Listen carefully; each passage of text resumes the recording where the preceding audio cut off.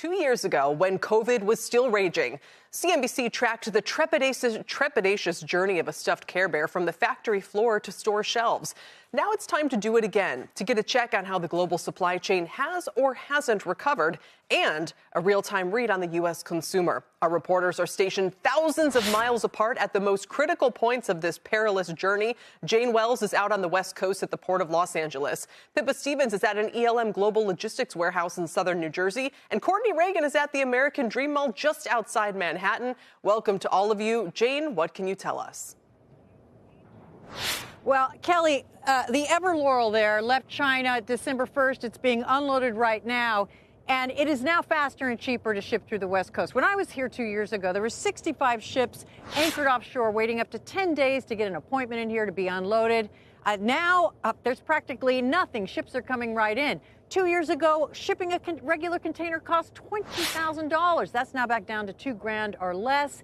And then once they're unloaded, getting those containers are on a truck or a train are back to pre-pandemic levels. The average import container is sitting on our docks about 3 days before it leaves to go to its distribution center or storefront. That's pretty normal compared to the way it was back in 2019. You know, but the West Coast has maybe gone from too many ships to too few. This complex used to handle about half of all container cargo coming into America. That's now down to a third. There have been labor tensions. The Panama Canal got bigger, but the winds may be shifting back. The water levels are so low at the canal because of drought that many ships cannot get through to the East Coast now. And Kelly, you're starting to see container cargo levels go down on the East Coast and rise again here in the West. Back to you. Jane, that is super interesting, and that's a big inflection point societally. We had so much coverage of the fact that traffic was migrating to East Coast ports, and you're saying now it's moving back out west.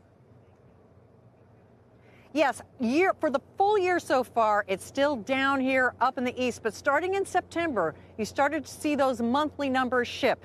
For the latest numbers from New York and New Jersey, container levels are down 6%. They are up 19% in L.A. and up 24% in Long Beach. All right, Jane, thanks for bringing that to us.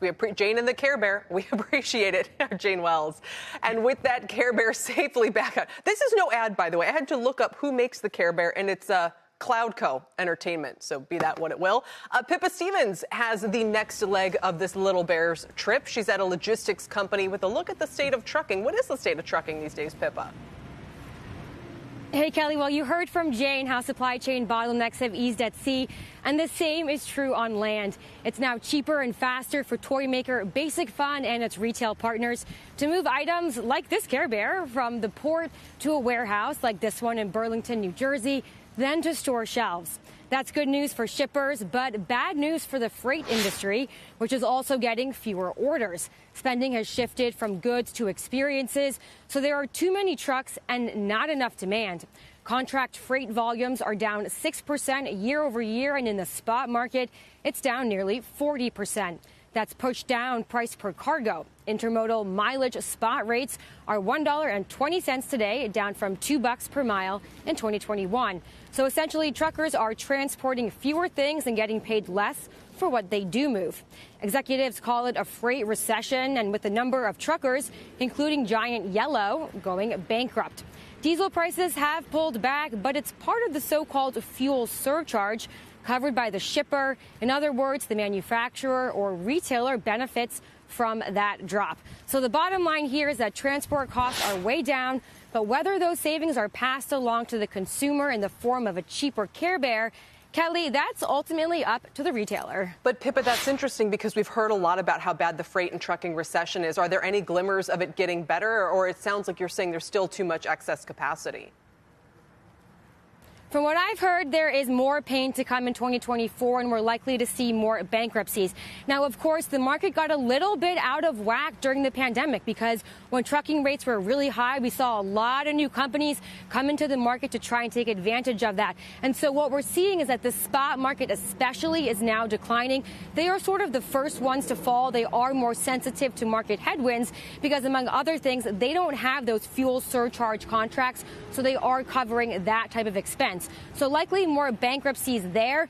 But once again, this is a normalization of a supply chain that really got ahead of itself during the pandemic. And so while it's devastating for the trucking industry, it is a return to normal in terms of pre-pandemic levels.